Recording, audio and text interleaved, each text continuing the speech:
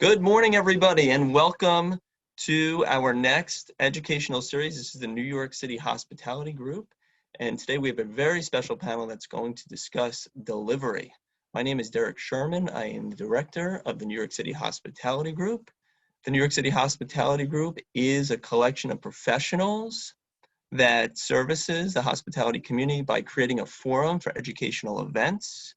I'm going to share with you a little bit about our group here. We have professionals that cross all angles of the industry, and this is the screen sharing is not working out for me. But before I do that, I just wanted to say that this educational webinar we will be donating $300 to the Isaac Center, which is on our screen here. That's our charity spotlight. So to learn more about them, please visit our website.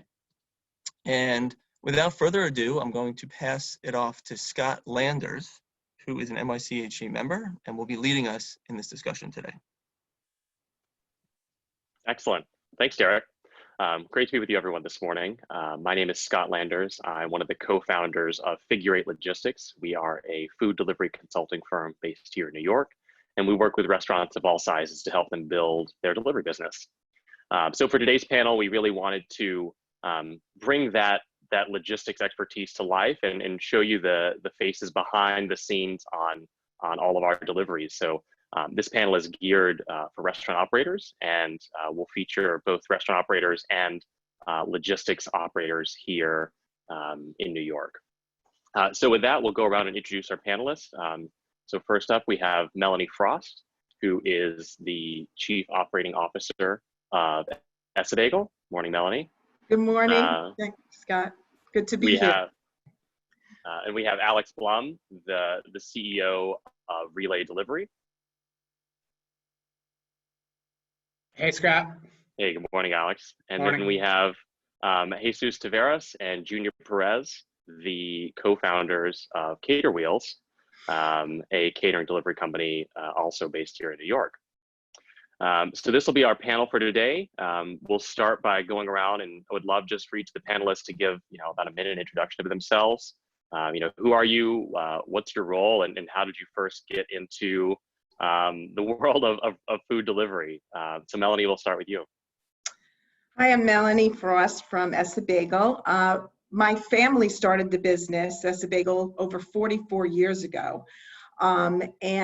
We grew the business. We started on 21st and 1st and grew the business and added another store on 50th Street, 51st Street, and then we went to 32nd most recently. But really, it's a family business. My aunt started it with my uncle, and it really came out of the fact that he had a store and needed to really expand his business because they weren't renewing his lease for a donut shop. So it's an interesting story. But anyway, so that is my role at Essebagel. I run it now. Unfortunately, my aunt passed away a number of years ago, and now my mom and I run it. Excellent. And how many locations in total are you at now? We're currently at 3 locations. We have another 3 location. locations. Yeah. Excellent. Great. And Alex, why don't you go ahead and introduce yourself? Sure. My name is Alex Bloom. I am one of the founders and the CEO of Relay Delivery. We are an outsourced delivery service for restaurants, predominantly in New York, but we're also in DC and in Philadelphia. And basically what we can do is have our couriers show up at your restaurant, pick up deliveries, and fulfill them. We started the business in 2014 and literally started doing the deliveries on my bike. So I have been a part of the grind, still am in the grind, I'd say. And that's hopefully a good summary of who I am and what we do. Excellent. And as a reference, how many couriers do you have in your network in New York? We have thousands of couriers now in our network here. That's excellent. That's great to hear. And Jesus and Junior, we'll start with you. I guess Jesus, would love to hear your role at Cater Wheels and how you guys came to be. Hello, Scott. How you doing? How you doing, guys? My name is Jesus Taveras. And I started about 2 years ago with Cater Wheels. being in the field with other companies like DoorDash, Caviar, and all these other large catering companies, I've seen a lot of ups and downs there, and and many restaurants helped me out, and they gave me the idea of just creating a team where I can grow and show how to handle these large catering orders. It's not just just delivering and showing up at any time you want. There's a lot that goes to that with the equipment and the hot bags and hand trucks. So we focus only on large catering. And like I said, I started back 2 years ago. It was just me and 3 other friends, and I met Junior in the field. I was doing DoorDash. He was doing Caviar. I spoke to him. He was a little skeptical at first. He was like, "Hey, who's this guy coming up to me?" So it took time, but we got it together, and then we was able to grow a large team. We have about 45 to 50 drivers, reliable drivers, and we just made sure our drivers do everything that we taught them to do, and here we are. That's excellent. And Junior, how long have you been in delivery, and how did you get here? Well, just like my partner mentioned, I've been working with Caviar, I think about 5 years before I met him, and then we met. I had a lot of experience already doing catering for these other restaurants, and I think this is why we had a really good relationship, me and my partner, and we just been working together for about 2 years now with Cater Wheels, just doing everything we learned from these other restaurants and just implementing it into the company. That's awesome. And I think in full disclosure, the team here has worked together before. So I believe, Alex, you work with Melanie, Jesus and Junior, I know we worked together on behalf of a number of other clients. So, I think you've got the right team here when it comes to Manhattan logistics. So with that, I think, let's really just dive into it. I'd like to go, I have some questions for each of you, and would like to take a little bit of a deep dive into your businesses, and in particular, Delivery 2020, I think is kind of the theme of, delivery has been building for the last few years. It's been increasingly important, as you mentioned, with DoorDash and Caviar and Relay. A lot of these companies have really grown over the last 4 years, but nonetheless, 2020 has been a challenging year for the logistics side of this as well. So would love just to hear from each of you, how your business has changed. And Melanie, we'll start with you. So, as a restaurant operator,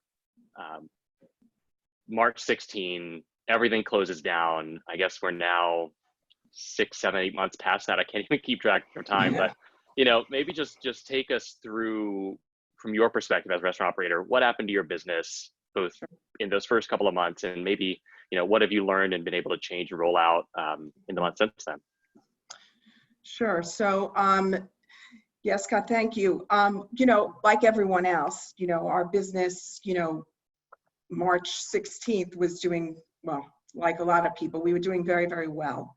And about a week later, it's like everything stopped. So, we have a number of things. We offer bagels, but we also offer all different varieties of food, everything from salads to spreads. And then we also do catering, and we also do some shipping, and we do takeout and delivery. But, March 16th, first of all, our retail business just completely stopped. We used to have, honestly, lines around the corner. We had people, we had tourists, we had corporate clients, we had so many people every day. And it literally just came to a halt that week. And then we also had, 35 to 40% of our business is catering. And, we were doing up to 160 catering orders on a Friday, anywhere from 60 to 160 orders, standing orders, clients that called us every day, every week, every month. And that also came to a screeching halt. Clients calling us saying employees are working from home. We're not going to be needing you anymore. So yeah, our business just went down 70 to 80% at that point. So we had to think quickly. And like everyone else, we did stay open throughout the entire, through COVID, this entire time. But we had to think quickly and step in and say, okay, what are we going to do? How are we going to handle this? What are some of the solutions? And the first thing we did is we looked at, our delivery and, pickup and delivery service and said, we only used a number of them, quite frankly. We used a few services and expanded on them. We were using Seamless and Grubhub, and we were using Delivery.com and some others, but we expanded and went to Uber Eats and to Postmates and DoorDash. And, now we're also looking, even I spoke to Junior the other day, we're looking at his business as well. So I think one of the first things we did is expanded on that. We expanded on the number of delivery services we were using. We were fortunate in that our shipping business just exploded during this, from the very start of COVID. But, beforehand, it was doing well, but this just exploded. So I encourage, people, if you haven't looked into shipping, to try to expand there if you can. And then, another thing we did was we actually went out to different, buildings and started to we went beyond our zone, our current zone. We only delivered to certain areas, but, we decided we need to go further west and we need to go further east and we need to go further downtown, and asked our delivery services, we work with Alex, to expand those zones. So we did that as well. And then just looking at the different services out there, we started a grocery service so that we could deliver throughout the city. And we also expanded to the Hamptons and the Tri-State, and we started partnerships with some of those companies. So we are now on the Hampton Jitney, the luxury liner, the Ambassador line. So that was a partnership that just started this week. So we're offering our breakfast on there, and we're offering packages.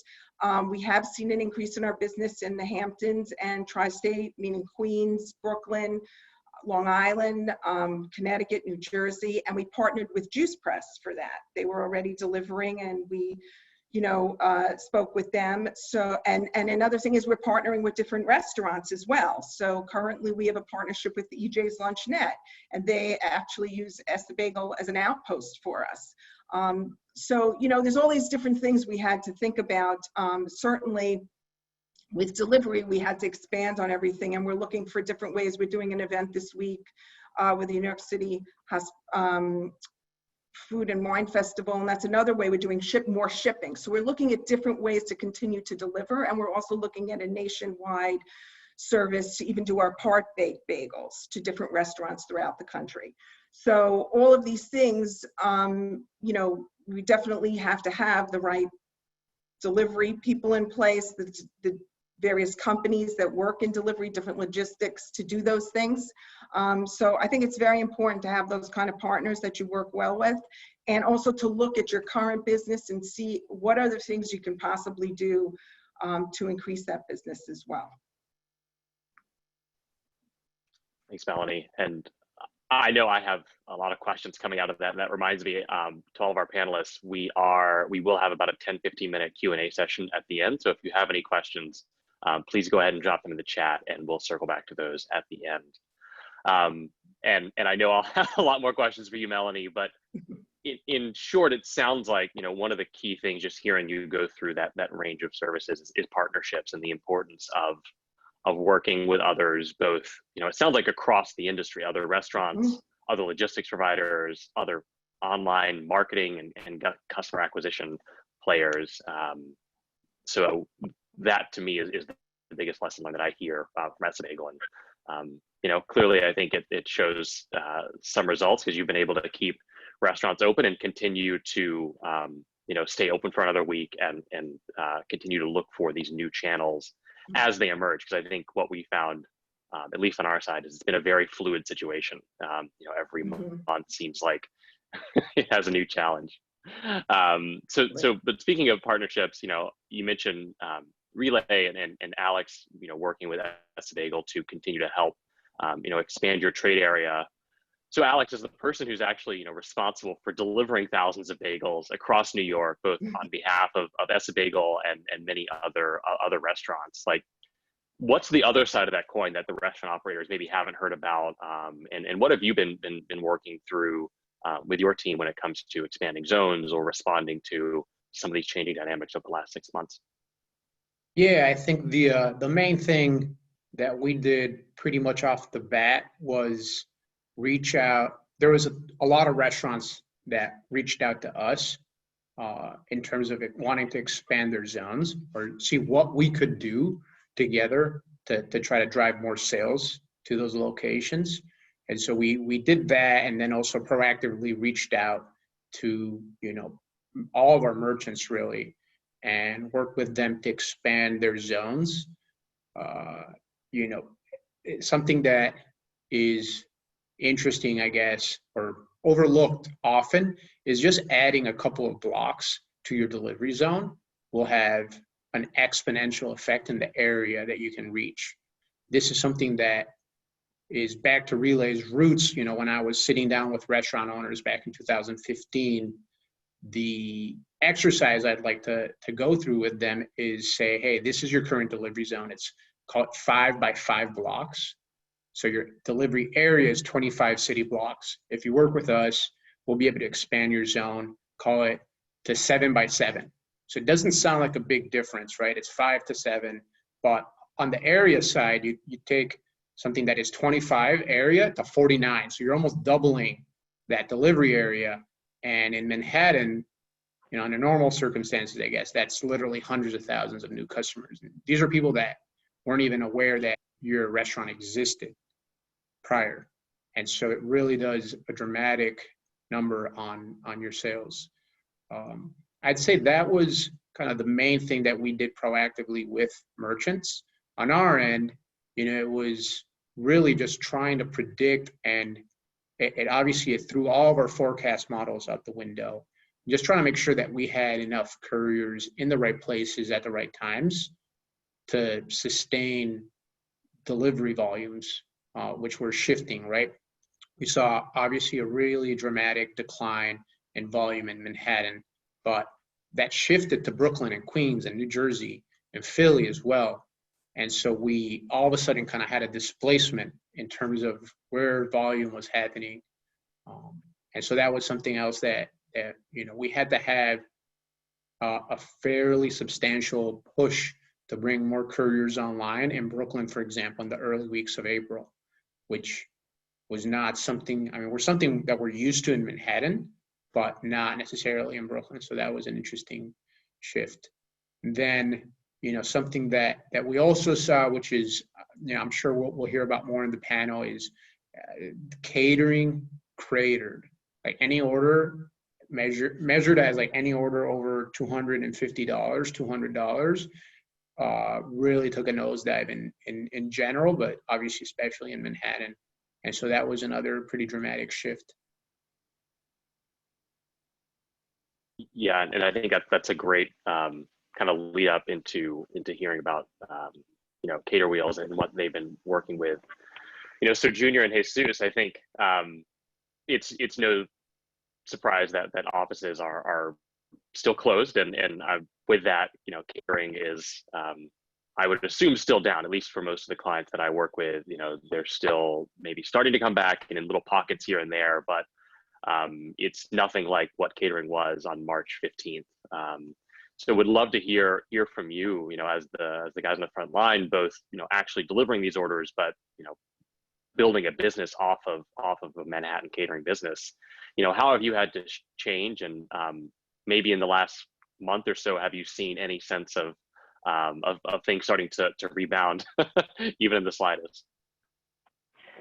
Yeah, Scott. So, being that we are a catering company, it's hard for our drivers. We have drivers that come out. Most of our drivers, they don't live in Manhattan; they live in the Bronx, the other boroughs. And to back then, before the pandemic happened, they was coming out here doing 3-4 deliveries, which is not bad. It's not bad paying orders. So when you complete about 3 or 4 orders,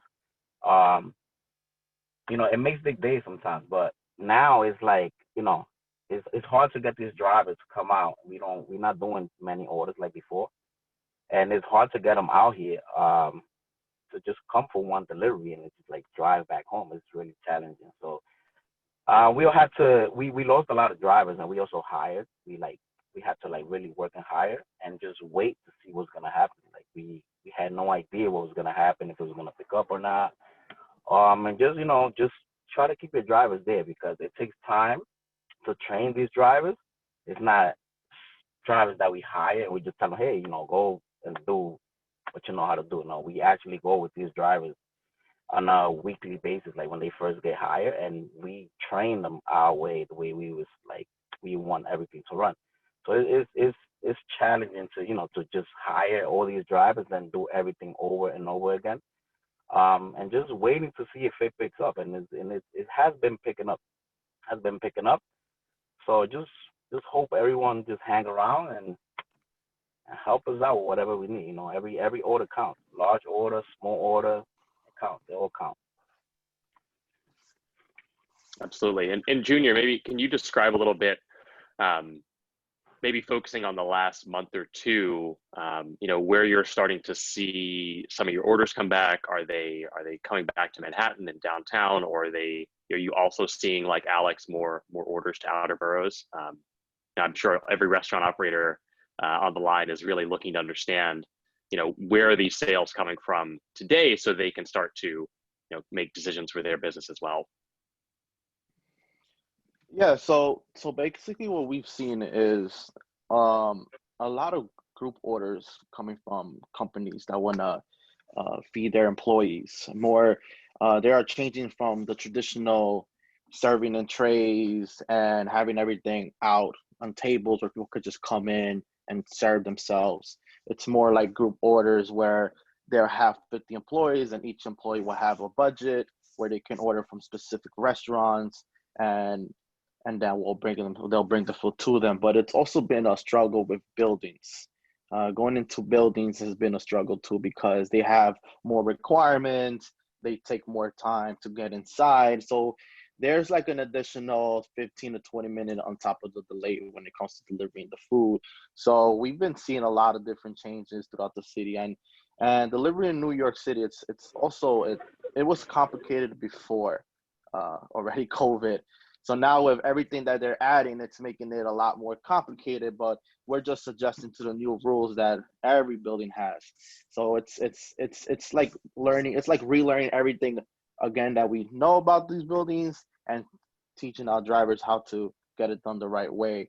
So that's one of the things we've been seeing. And we've also seen companies order for their employees that are working from home, which is interesting to see, because most of these employees work like from Brooklyn or Queens, or some of them in the city. So we've had a restaurant that was delivering to company's employees throughout the whole city, and we were just picking up a bunch of orders at the same time and driving them to their employees in Brooklyn and Queens. And this was like a daily routine. So that's one thing we've seen during COVID. Also, we've been able to deliver to a lot of hospitals, and I think that was keeping us busy throughout the whole time. We've delivered to Elmer's, Lenox, every hospital you could think of in New York, I think we've been to. And it was also complicated during that time, because your drivers, you have to explain to them, you're going to hospitals, and during, as New York City was pretty much the epicenter of the pandemic, it was hard to convince drivers or explain to them, you're going to go here and stuff like that. And we weren't really making any money, but we were just mostly volunteering to help our restaurants, just to keep us and our drivers busy throughout the whole pandemic. But now we have seen a little more increase of deliveries. Nothing crazy. Like I said, it's more like group orders for employees at some companies. And we hopefully see that things could pick up back next year, like a little better than what it was in March or February. Yeah, but I think what Jesus said, every delivery counts, and really, particularly when it comes to last mile logistics, that order density and being able just to have enough orders that you can move either at one time, or having large enough orders to your point, justify the cost of having a guy come down for that delivery, really, I think is what makes or breaks kind of these new delivery channels. So just kind of recapping this section, what I've heard is, from Melanie, as a restaurant operator, you know, your partnerships and your diversity of sales channels is really kind of been key to building that resilience. So that way there's always an option, you know, if catering's down one day, you know, maybe DoorDash stuff the other day, or you're working on different local, regional, and nationwide sales channels. On Alex, you know, hearing just about the shifting delivery zones, moving from kind of inner borough or downtown Manhattan to outer borough and the surrounding areas in Jersey and Queens. And then even within those shifting zones, you know, hearing from the cater wheel teams, it sounds like some of the dynamics of catering are shifting. And I've seen that as well, of moving from the bigger family style standing orders to just any range of kind of alternative office lunch is maybe a way of thinking about it. So with all that in mind, you know, I'd love to have just a bit of a lightning round on, you know, what is the one big thing that every restaurant operator should be thinking about? So, you know, you all have a bunch of restaurant clients or work with restaurant partners, and they're, I'm sure, asking you a million questions a day. You know, if there was one thing you could say either to another restaurant operator or someone that's looking to get into logistics, you know, what would it be? And Alex, maybe let's start with you. Yeah, I guess not to be too self-serving, I'd say focus on what you know to do best, which presumably is food, and let the logistics be run by someone that does logistics or you know, lives and breathes logistics. But you know, if that is not an option, I'd say as a second, I'd push restaurant owners to focus on growing their native direct to website or phone, if it has to be, channels in terms of sales as much as possible. I think a lot of folks have just let go of control and basically are now reliant exclusively on third party, which is also bad, if that makes sense. Yeah, and Melanie, you know, as we talked about, that diversity is really something that's important, and I hear that tension every day. So how do you work with that, and what do you advise operators in your position to do? So I think there's actually a couple of things. It's not one thing in particular, but one of the things also I wanted to mention too is also with your current clients, you know, your existing clients, and especially now since after Labor Day, you know, things are coming back just a little bit, but those are the people who know you best. Those are the people who, you know, even your, you know, your orders, your catering, whether it's your single orders that call in or whatever it is, those are, like, I would encourage you to be in contact with them. Also find out what their needs are. I think Jesus had mentioned and Judah had mentioned in terms of the catering, we're also seeing a lot of individual packaging, different ways that people want their lunches, different ways people want their breakfast set up. So I think it's important to offer those things on your menu as well, and also with your different delivery services that you use to actually have those different types of packages available that people can see them, because that has definitely shifted some of our business. We offer a family package when people or home. You know, we do these individual, we did a lot of hospital, we did a lot of donations, and then we did a lot of hospitals are calling us now. But we also did individual packaging, which I think is extremely important in terms of COVID and making sure you're adhering to whatever those needs are. And I think the idea of also reaching out, we did reach out to some companies in terms of their employees working from home and offering them the same thing, that if they needed any food delivery from home, you know, at home, we could do it that way too. It doesn't necessarily have to be, you know, one catering package that way. So I think, you know, overall, I think it is just looking at your business and seeing where it is today and looking at different ways that you can, because certainly after this too, I mean, everything has just changed. I think it gives you an opportunity to expand your delivery zones. It gives you an opportunity to go to different areas that people never knew you, so your business could expand, as well as, you know, nationally, to think about it as well. There's different ways to get your product out there, especially different ways to deliver it and distribute it.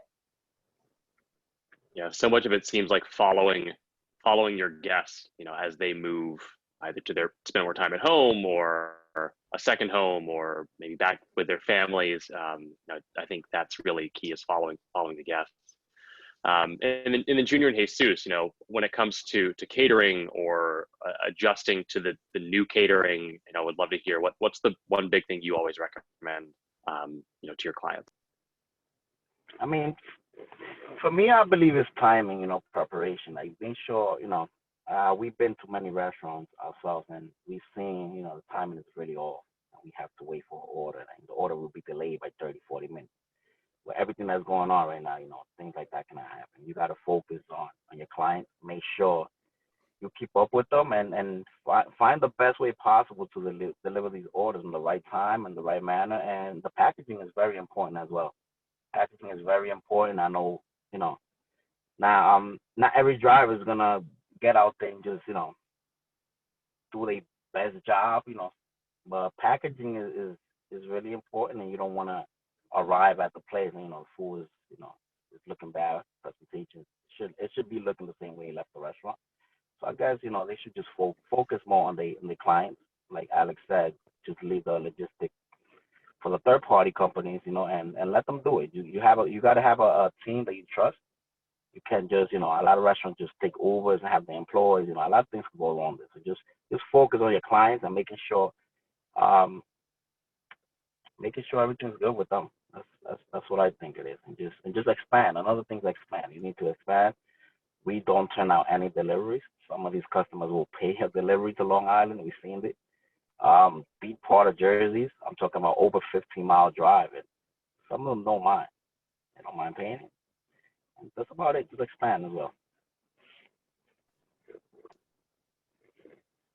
Yeah, to add to that, Alex, made a good point about delivering focus on the customers, the restaurants, and have us their logistic companies focus on delivering. And expanding is good. Expanding is really good. Just don't don't expand too far either, because delivery can be a little complicated when it start developing a little too further way down. It takes more time. It takes more planning ahead. Sometimes if you expect things to arrive the same way, it's not going to be like that always. So it's always good to always focus where you're located and until a certain point, and not expand too quick, because a lot of restaurants, what we see is like, oh no, we're gonna expand far away to Westchester or further away down into upstate, and it is good, but it's just you have so many clients already around you, especially being in New York City. So you also want to target those and offer special type of lunch boxes or anything like that. Come up with ideas and stuff like that, so you can focus more on your local target and market. So, and then you could little by little start expanding it, but it does take time, and sometimes it's hard to just do everything all at once. Yeah, I think the approach of kind of layering in one new channel at a time is what I've always found is really good. Is you can do it all, just not all at once. To your point. So as far as the one big thing, just to recap, it sounds like leave the logistics to the pros, which I found is oftentimes the right way to go, unless you have very special delivery needs, or you happen to have your own staff internally, which seems like it's increasingly rare. Making the most of your most loyal guests. Melanie, you mentioned that. I think there's the 80-20 rule I always think about, which is 80% of your sales come from about 20% of your guests, and really just focusing in on finding them, wherever they are. So, if they're moving out to Long Island, what can you do to almost follow your guests and continue to maintain that loyal base, while layering in these new channels and expanding at a reasonable rate, let's say, as much as you can, keep things reasonable. So then, on that note of expansion and diversifying, would love to spend a little bit of time maybe just opening it up to either what you're doing or what you're looking at in 2021, as some of these newer, even like, what's like the next thing, I feel like we're still maybe not done with grocery and meal kits, and catering is just coming back. But I hear from clients and in general, people are still looking for what's going to happen in 2020. And so would love to open it up to anyone here. If you have big plans that you're working on for your company, or just things that, maybe you're keeping an eye on in the industry for 2021 and the next big thing, would love to hear, just what's on your mind as the expert.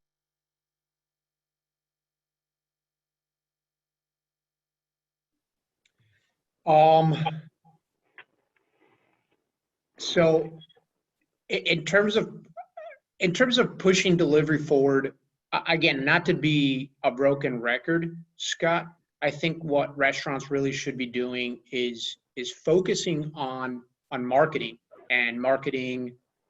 Presumably, you'd want to market your native channels, and trying to get customers to order directly through you as opposed to through an aggregator. I don't know if that helps to answer part of your question. Yeah, I think so. And Melanie, would love, to hear how you, wrestle with this, and, do you try and convert guests one way? Do you just take them as they come? What's the long-term vision after things are stable? So I think there's a couple of things. Like I had mentioned, we're looking to expand further. So when everything comes back, we're just double the size. But one of the things also I've just been thinking about recently too is finding also incentives for your current staff too, right? The employees that are currently working with us, as well as the clients, to incentivize them, for them coming in, how they could, if we have people ordering, let's say, maybe if they ask for a referral, or if they get other people, to do more catering and things like that, they get some kind of, percentage of that. And then the same thing with the clients that we have. If they refer somebody, I think it's looking at our existing client base and really focusing in on that. And then I've also actually considered, hiring some people outside of New York City just to do some sales and marketing as well. I think social media also plays a great part in everything you're doing, so that people are aware of everything that you offer, the different services. So I think we're going to come back a little bit to our current client base, and really, because we're seeing a little bit more people coming back, and then really looking, keeping the same, trying to expand even further on the current locations we've looked at, in terms of Tri-State and Hamptons, and not letting those go, not like, focusing on our current business and having, a portion of the business focused there, but also don't just drop those other areas too that we've expanded to, and looking to different delivery services to be able to actually go out to those areas. Because I think, with things changing, certain services aren't doing that. They've stopped doing it, or we need more people out there doing that kind of thing and making it reasonable for the customer. I mean, I'm talking more for catering and packages and things like that. I think there's a definite need for other things. I think if people knew of the different restaurants that, could deliver to them from New York City, I think they would be very happy about that. I know that we've seen that with some of our customers. Yeah, a lot of awareness building that goes with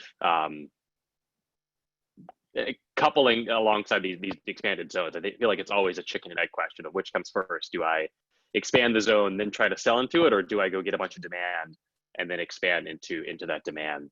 But I think, both Alex and Melanie, you're absolutely right to focus on that, and marketing has to be a part of building this, what frankly is a new business oftentimes. Delivery is not just as simple as saying, I have a great restaurant and I want to translate that to delivery. What we find is you really have to build it as if almost it's a new restaurant opening.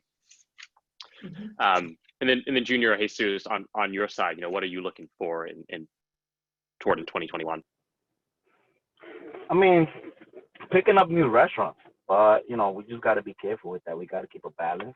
Our drivers in the restaurant, we don't just go out there and tell every restaurant yes, and we can't eat all that. We don't want to do more than what we can. So I think just, seeing how everything's gonna pick up, just be patient and do what we can right now with the drivers that we have.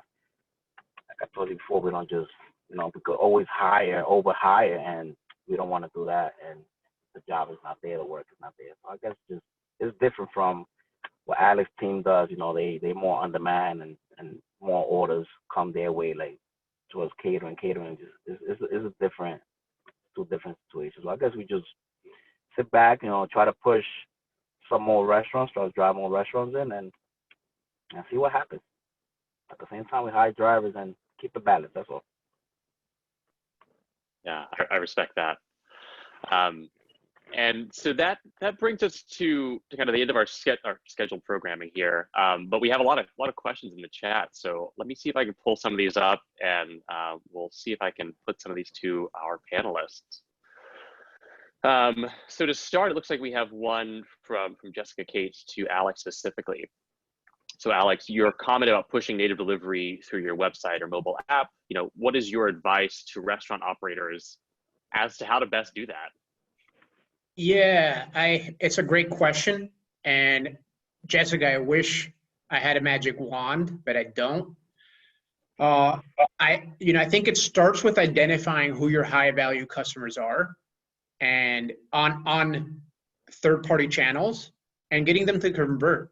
As simple as just picking up the phone and calling them and thanking them for ordering and offering them, credit or a discount if they order directly through your website, for example, is one idea.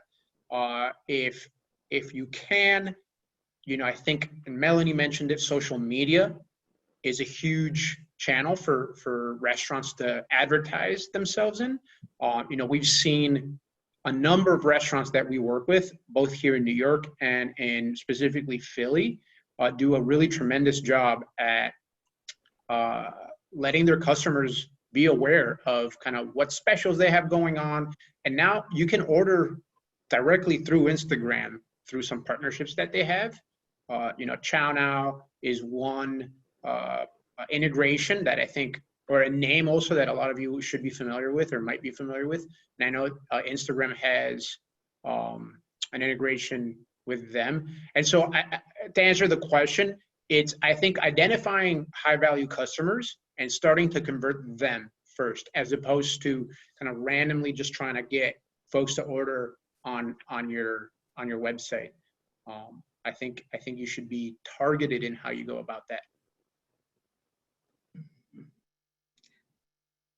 Can I add to that? So, sorry, please, I was on mute. Yeah, one of the things I want to mention, as Alex mentioned, Chow Now, we use Chow Now directly for our website, and it has been very helpful. They also do some marketing for you where they can send out to different customers. You could do a whole marketing campaign with them. We've also used like Facebook and Instagram as well. Those are great ways to get orders too. So I just wanted to, say too, but Chow Now has been tremendous, and it's been very helpful that way. And it's very easy to get people to, once they go to there, you can direct them to your website, and it's a very seamless process. That's great. And I think one of the questions we had as well here, if I can get my chat pulled up. So this is from Kim. So what native systems are recommended for direct online ordering from your website? And is there one that works well for individual, group, and catering? Or are they separate systems for catering and individual? Which ones link best to services like Relay and Cater Wheels? So maybe let's start with Cater Wheels on that one. How do you receive your orders, and do you have any recommendations for clients on how to set up their online ordering to best receive these catering orders in a way that can be, delivered to your standards? It's like getting the orders a day in advance, or via email or a phone call. Yeah, so we get everything by email. We have a whole team that's on top of the emails. So it's our service email. You will just have to send that invoice over. We'll keep it simple. We don't want you to do too much work. As in like DoorDash or any other companies, you gotta punch the order in their app and then just send it out. So just send us the email with the invoice and everything, all the info needed, and then we'll put it in our app and go from there. We try to keep your work low. We try to have you work less, so our team could take care of the rest. Yeah, and then Alex, on your side, as we mentioned, that's a little bit different where it is more on demand. The integrations have to be a bit tighter. What are you seeing as far as services that either integrate well with Relay or ones that you're a fan of in general? Yeah, at this point, there is an entire industry of companies or services that promote or produce kind of white label ordering for restaurants' websites. Off the top of my head, GoParrot, Ninefold, ChowNow, Brandable, Flipdish. There's really, a pretty long list at this point, and each one kind of has their price point and differentiator. And so and they all integrate, they're all digital channels. And so that, Relay has an API, they all integrate with our API. And so it really is a question of finding the one that works best for you, as opposed to kind of finding the one that integrates, because they all kind of start from that platform where they integrate with, at least with us. Yeah, and that's what I found as well, is that there is no kind of one size fits all when it comes to these providers. It is finding the one that works for you, for how your restaurants work. But in particular, I would say just always, in addition to checking the integration with the logistics, check the integration with your POS. There are a lot of these middleware providers that will kind of take an online ordering, grab it, and push it over to the POS. But there are also increasingly direct integrations between the two of those, which just make everything a little bit more stable. So I would always check both, your online ordering, point of sale, and logistics, that they're all integrated together. Then we have another question here from Josh. So how are local last mile logistics providers looking to tackle the aggressive moves by players like DoorDash to take market share in places like New York City? And how do you continue to differentiate yourselves and provide more value to local restaurants? So I think, the main questions here are differentiation compared to some of these larger providers, and then anything specific to New York. So, Alex, I know you're probably facing this head on. If you care to answer, also understood, either way, but Yeah. would love to hear just maybe in general, kind of forgetting about competition, but like what makes Relay special, and how do you focus on that differentiation of what your last mile logistics has to offer versus, someone else? Yep. I'd say, Josh, don't even think about it. I'll say this, it feels like I am trying to prevent my really good buddy from making a terrible mistake at the bar. The main differentiator that we have in our sharpest weapon is that we're fully agnostic. We don't have a conflict of interest. We're not going to we don't have an ordering site, right? We don't have an app. And so we're not going to try to siphon your customers away from, your website to order through our app, because we don't have an app. And so I'd be very, very careful, I to the point of refusal on what these offers are. And I guess also at the same time, like, question, why are they so good? Why is this offer so strong and so enticing? What's the catch? Because I guarantee you there is a catch. And the same way that I was saying or suggesting you should go through and look at your top customers on third party and get them to convert to your website. This is something that is straight out of like a marketing playbook, which is something they're going to do to your customers on your website. They're going to identify with very little data, by the way. They'll know who your top customers are and will offer them, if you think the deals they're offering you are good, the deals they're going to offer your customers on your website are even better, and just start peeling them away. So the main differentiator for us is complete total agnosticism and zero conflict of interest. We are thrilled to deliver any of your orders, whether they're on the phone, your website, or through a third party. That's excellent. And Jesus Jr., similarly on the catering side, I think the logistics for catering have been a little less intense over the last few years, but just reading the headlines and seeing the shift to work from home, it feels like that's like the next big thing that everybody's starting to talk about is catering and taking over the logistics there. So, I know you've mentioned a few of the service points, but really, what do you see as your kind of key differentiation and value add over some of these nationwide logistics providers?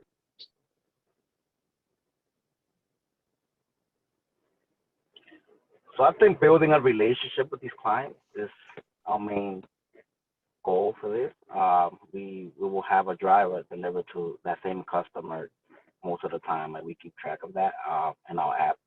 You can see that, and I just think the relationship with the customer, with the client is key. These clients want to see that same driver, with the uniform on, representing. We represent the restaurant, and then never represent. We represent our company, but if they order from a restaurant, like that when I either one of these restaurants, we have to represent the restaurant. Yeah, and I think that's right, because at the end of the day, you're the face of the delivery. It doesn't matter if they had a great online ordering experience or if the food was great or not. You're ultimately the face of that restaurant, and you're representing them. So, I love, even now you've got the branded swag on, which to me is just that extra step that shows, that you're serious and kind of a professional outfit. Melanie, we have a question here for you from Elizabeth. Congrats on getting the jitney. It's great service, but also is great advertising. I agree. What kind of team did you create to manage this new way of operating, and any other insights as to just like how this partnership maybe came about? Yeah, so believe it, well, the way the partnership came about is we actually hired a PR firm out in the Hamptons to really let people know that we were out there. So to increase awareness, and the COO of the Hampton Jitney actually called us because he saw the article. So, I guess I'm always somewhat of the belief, if you have some money aside, just even, on a rainy day, to use that towards, in the times where you really, really, really need it. That's where you want to start advertising and expanding and doing those things versus when you don't, when you're busy. And also it's hard to when you're busy because you have no time to do so. In terms of how we, and thank you, Elizabeth, by the way. But what we did with our team is we actually used our same team. Unfortunately, we had to lay off a lot of people, so it wasn't, like we were going to go out and hire more people. But the people that we did have, and people who've been with me for a very long time, we trained them and sat down with them, and I have meetings every week to explain what's happening in the business, what we're doing, what we're thinking about, getting the collaboration with them, asking the operations side, because as well, how we can partner with companies, what's the best way to go about doing this, just in terms of how it's going to affect the operation, not just on the sales side, but how is it going to affect the operation, and how are we going to work it. So we train them on exactly what we needed, because we have like little packages that we do on the Jitney. So we'll have like a breakfast package. It's kind of like a little lunch box, and it has some information about us in there as well. We do a little note card that's like a little joke for them every morning with a little giggle to keep people entertained, like why did the bagel lose the election? Because it was a smear campaign, so to keep people very interested. And so, and also working with the Jitney, they are a great company to work with. They're very professional, and they, we put together a whole campaign on how we would get the word out there. They actually added our option. When you make a reservation, they actually added the breakfast option, the package option to the reservation. So when people make the reservation, they can order a breakfast, they can order a package. So that's been very helpful. And it's actually for their luxury liner. And then we were going to expand to the Jitney after that. So it's people paying a little bit more on that. But in terms of the staff and getting them trained, they now know how to package everything and what to do and what we're looking at. And we have many of the same packages we offer to also the tri-state area, not just the Hampton Jitney, and also the Hamptons. So it's a package of bagels and cream cheese, and it could be Nova and everything else. So people can use it for a long weekend. They can use it to, for friends and family and things like that. So I wouldn't replicate, I would replicate actually the things that you are doing. I wouldn't try to reinvent the wheel, but if you're using one if you're using one package or one kind of thing towards one company, I would try to do it with others as well and partner with them when you partner with them. I also just wanted to mention one more thing, because I know somebody mentioned something about what catering services. I know we use Cateries, which has been a tremendous help in terms of just if you want to enter catering and things like that. It's a great company to work with in terms of that. They don't do any delivery. It's the way to handle it online. Yeah, that's a great call out there. There's a host of catering softwares that are a little bit off to the side from most of your traditional online ordering. So that really is a good flag if you are kind of a catering heavy business model. And then on that note of advertising and marketing, question for you, Alex, are there any restaurants that have stood out as doing an exceptional job for online marketing?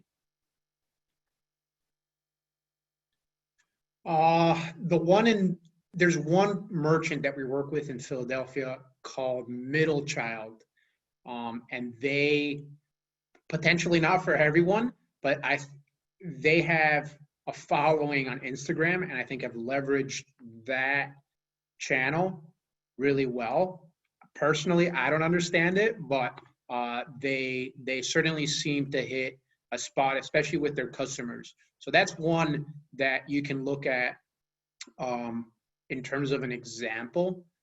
I think my recommendation would be, if you don't understand it, don't try to do it yourself. Maybe look at having somebody come on and be a social media consultant and help kind of promote your restaurant there. But that's one example, Middle Child in Philadelphia.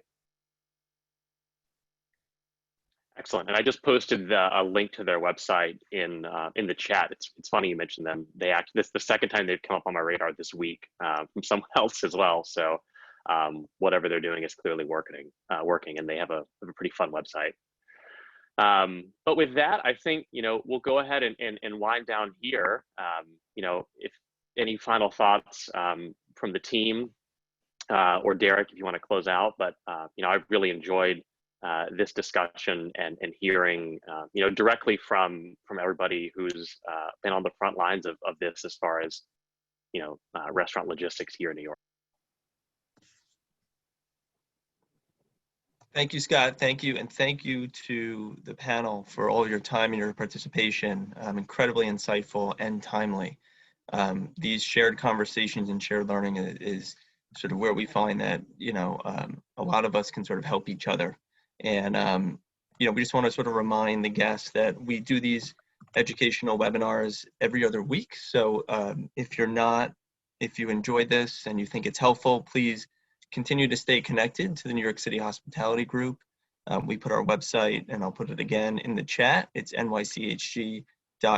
Our next educational webinar will be on October 27th, and that will be led by Nandu Tormani, who will hear from two multi-unit operators, Carlos Suarez from Casanella and Basu Ratnam from Inde, and they'll discuss sort of how they're addressing anxiety, confusion, and the uncertainty that could sort of cloud judgment in today's environment. But they'll also share what they do to remain focused and confident about increasing revenue, improving cash flow, how to care for their employees, their families, their staff, and maintaining that sort of balance. So we really appreciate you joining us today. If you have any further questions, please follow up with us. Thank you, and have a wonderful day. Thank you again. Thank you. Thank you. Bye-bye. Thanks, Hospitality Group. Take care. Thank you, everybody. everyone. Take care.